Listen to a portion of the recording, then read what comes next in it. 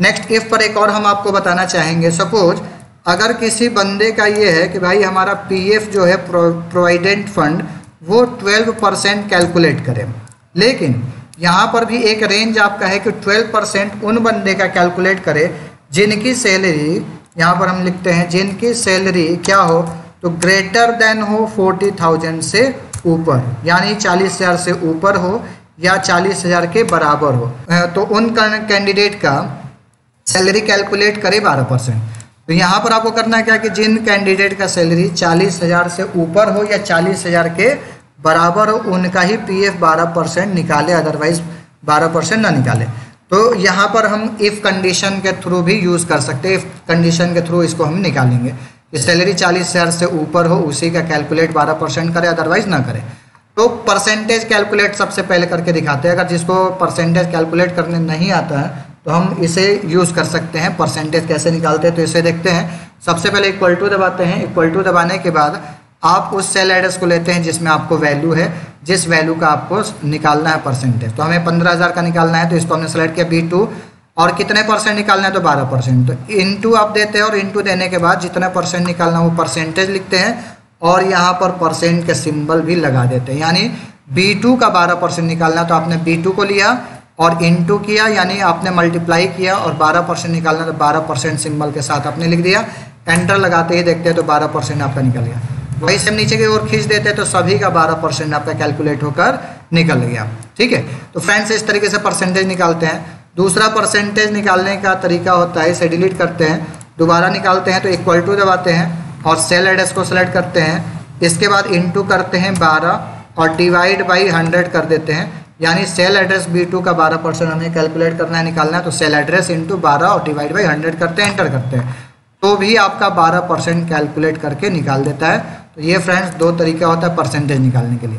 ठीक है, लेकिन यहाँ पर आप देखते हैं तो सभी का परसेंटेज निकाल दिया। हमारा क्या रेंज है कि सैलरी 40,000 से ऊपर हो या बराबर हो उसी का बस परसेंटेज निकाले, बाकी अदर का निकाले, बाकी अदर का परसेंटेज ना निकाले। तो यहाँ पर 15,000 इसका भी निकल गया, 35,000 का भी निकल गया, 50, 12, 80 सबका निकल गया। तो हमें 40,000 से ऊपर वाले का परसेंटेज निकालना है। तो परसेंटेज आप निकालना जानते हैं, इसी में हम थोड़ा सा चेंजिंग करेंगे, डबल क्लिक करके एडिट करेंगे। यहाँ पर हम लिखते हैं इफ़, यदि, ब्रैकेट बनाते हैं, सेल एड्रेस, यहाँ हम B2 को मल्टीप्लाई करते हैं, यहाँ दिखाते हैं कि इफ़ यदि सेल एड्रेस B2 क्या हो तो बड़ा हो या बराबर हो। तो यहाँ फार्मूला हम लिखेंगे लॉजिकल टेस्ट, इफ़ B2 बड़ा हो या बराबर हो, कितना आपने रेंज दिखाया 40,000, तो यहाँ लिखते हैं कि 40,000 से बड़ा या बराबर हो, कामा तो क्या हो, तो फिर आप यहाँ लिखते हैं ब्रैकेट के अंदर कि B2 जो है B2 का 12% कैलकुलेट करके निकल जाए। आपको इस तरीके से फार्मूला देना है कि इफ़ यदि सेल एड्रेस B2 और B2 को आपने एक रेंज दिखाया कि ये बड़ा बराबर हो 40,000 से, तो ब्रैकेट के अंदर B2 का 12% कैलकुलेट करके निकाल दें। करने के बाद आप एंटर लगाते हैं। ये ब्रैकेट बंद करने की बात कर रहा है तो यस कर देते हैं, ये आपका ब्रैकेट बंद। तो यहाँ देखिए 40,000 से ऊपर ये नहीं है, इस वजह से ये आपका फॉल्स आ गया। नीचे की ओर खींच देते हैं, यहाँ देखते हैं 40,000 से ऊपर है, 50,000 सैलरी है तो 6,000 निकाल दिया। ये आपका 80,000 है तो इसका भी आपका निकाल दिया 12%। तो यहाँ पर उसका ही वैल्यू कैलकुलेट किया जिसका सैलरी 40,000 से ऊपर है। अब हम ये चाह रहे हैं कि जो फॉल्स है यहाँ पर फॉल्स आपका मैसेज नहीं, यहाँ पर 0 आ जाए। तो 0 लाने के लिए आपने देखिए ट्रू वैल्यू में आपने इस फार्मूला को लगा दिया। अब यहाँ ब्रैकेट के जस्ट बाद हम ब्रैकेट के बाद कामा लगाते हैं, तो देखिए पूछ रहा है वैल्यू इफ फॉल्स, जब फॉल्स हो तो क्या है, तो डबल कोट के अंदर आप लिख देंगे 0 है। यानी जब भी आपकी यहाँ पर लॉजिकल टेस्ट चेक करेगा कि सेल एड्रेस ये बड़ा बराबर हो 40,000 से, तो ट्रू हो जाएगा। तो ट्रू होगा तो भैया B2 का 12% निकाल दो, और नहीं तो फॉल्स होगा तो उसको 0 लिख दो। तो यहाँ पर अपने डबल कोट के अंदर 0 लिख दिया, इंटर दबाया, यहाँ देखिए 0 आ गया है सक्सेसफुली। अब इसे नीचे की ओर खींच देते हैं। अब जो वैल्यू 40,000 से नीचे है उसका रेंज हम देखते हैं, तो 0 आ गया। 40,000 से ऊपर जो है उसका वैल्यू कैलकुलेट करके 12% आ गया।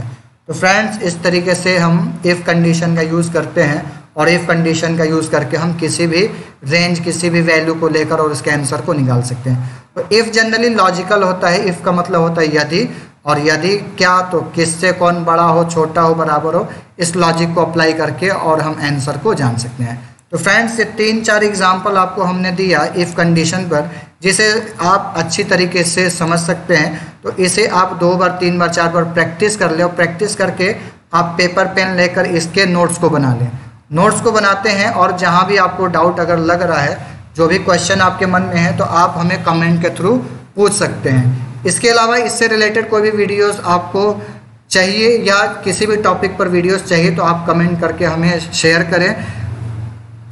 फ्रेंड्स, अगर आप हमारे चैनल पर न्यू हैं तो हमारे चैनल को सब्सक्राइब करें। इसी तरीके के न्यू वीडियोस आपके लिए मैं लाते रहूँगा।